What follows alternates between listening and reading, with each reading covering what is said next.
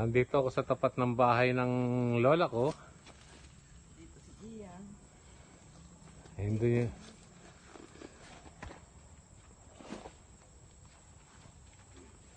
Ito na yung pinalinisan ko. Tinatabas ngayon. Yan. Yan siya ngayon. Dati siya parang gubat. Yan. So ito na yung frontage niya sa karsada. Ayan yung karsada na hindi pa nasisimentohan. Yan. Overlooking na yung kabila.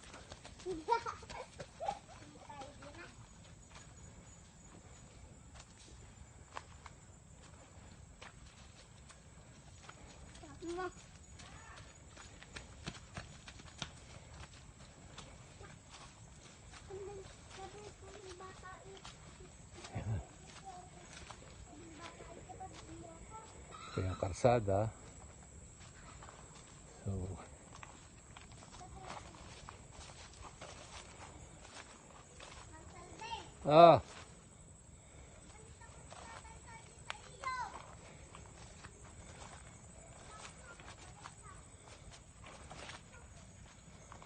So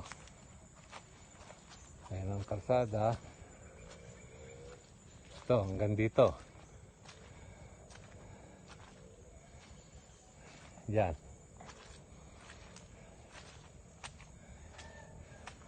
Yan.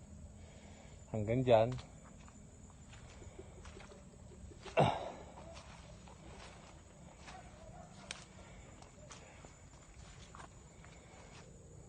Puno ng mangga.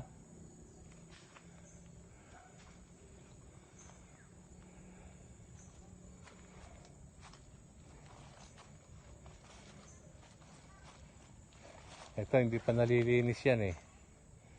Hanggang doon yan. Doon sa may patag pa yun doon. Hindi pa nalilinis. Patag tong kinatatayuan ko. Ito yan. Marami lang kasi pinatabas ko nga.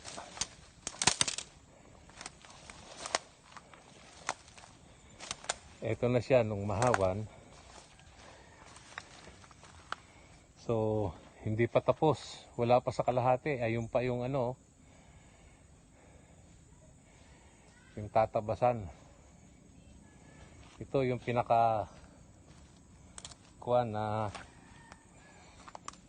yan ang medyo malalim kasi pag umuulan dyan bumabagsak ang tubig, nagiging parang ilat-ilatan niya, yung parang nagiging drainage o kanal na tinatakbuhan ng tubig.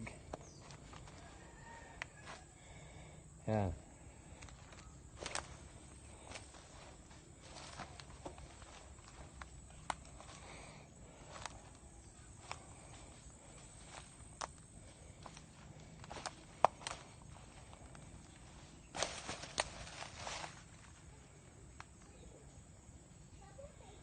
Ayun, sa may karsada na yan.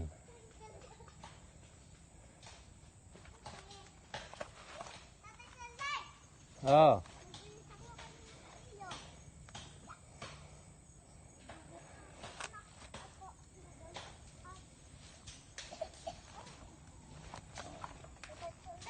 Ah.